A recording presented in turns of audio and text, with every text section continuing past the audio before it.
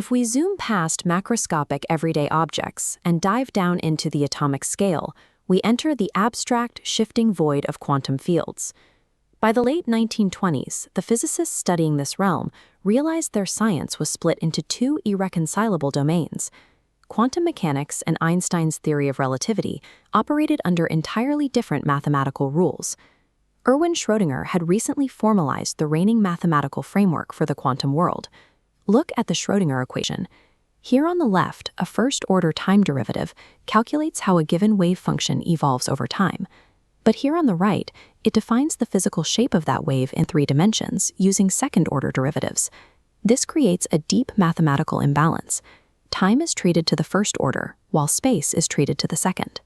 This directly violates Einstein's core rule of special relativity, which dictates that space and time must be treated equally as a unified 4-dimensional spacetime. Because of its asymmetric derivatives, Schrödinger's math is only Galilean invariant. It does not survive a Lorentz transformation. Schrödinger's math predicts non-relativistic states with precision, but it fails for particles moving near the speed of light. Physicists immediately tried to fix this by starting from a strictly relativistic foundation, Einstein's energy-momentum relation.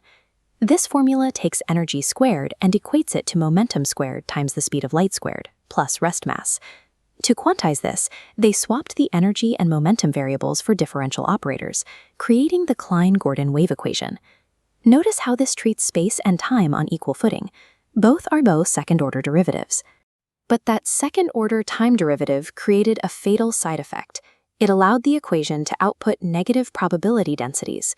In statistical quantum mechanics, a negative probability is a physical absurdity. You cannot have a less than 0 chance of finding a particle in a given location. The physics community was trapped.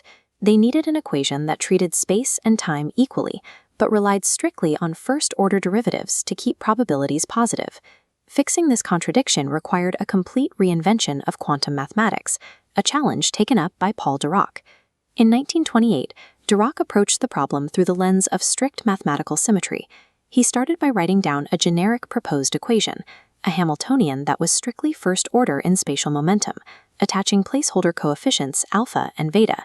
His rigid constraint, squaring this new equation must perfectly equal Einstein's established energy-momentum formula. When algebraically squared, Dirac's formula explodes into a long string of variables. This includes the squared terms you want and a mess of cross terms you don't. These cross terms have no equivalent in Einstein's clean energy equation. They have to go. To cancel them out, Dirac realized the alpha coefficients must follow a rigid rule. Multiplying alpha 1 by alpha 2 and adding the reverse, alpha 2 times alpha 1, must equal exactly 0. At the same time, squaring any individual alpha or beta coefficient must equal exactly 1, so the rest of the formula remains intact. This creates a paradox. There are no ordinary numbers in existence that square to 1, yet equal 0 when their multiplication order is reversed. By demanding perfect relativistic symmetry, Dirac had forced himself into a corner where standard numbers no longer worked. He realized these coefficients had to be matrices, not numbers, because their order of multiplication changes the mathematical outcome. To satisfy all of his conditions, the smallest possible dimension for these grids is 4 by 4. Applying a 4 by 4 matrix operator forces a massive structural change on the wave function it interacts with. The wave function can no longer be a simple, single value. It splits into a vertical 4-component vector known as a bispinner. To interpret what this strange new mathematical object actually means in the physical world, you can take its non-relativistic limit, mapping it back perfectly to the familiar, slow-moving electrons we observe every day. When you do, the top 2 components of this vector map perfectly to the 2 possible states of electron spin up and spin down.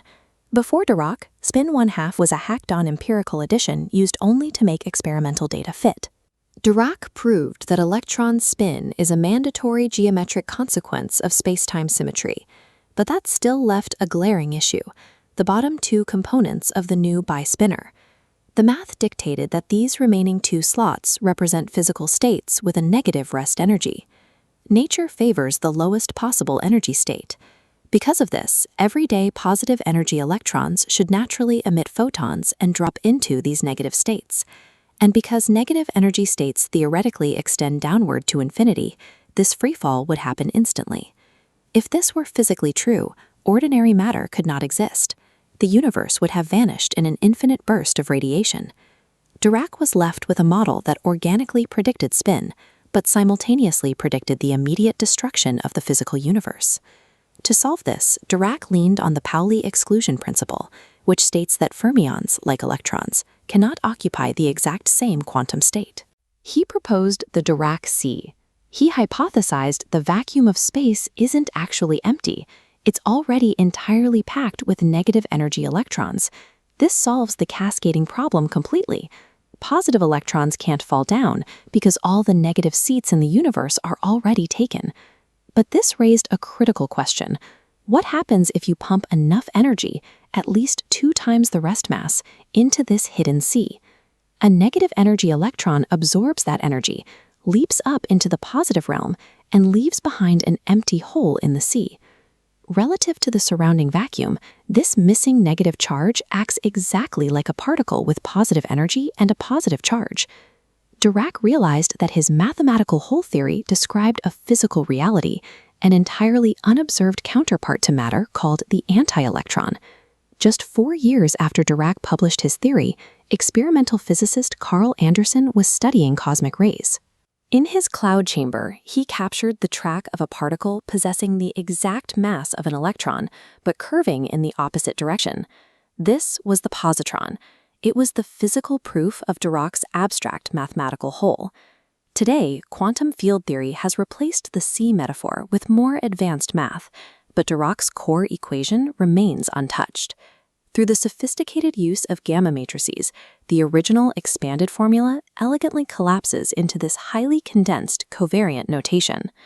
By refusing to compromise on the symmetry of spacetime, Dirac established the mathematical framework for the Standard Model and all massive spin 1/2 particles.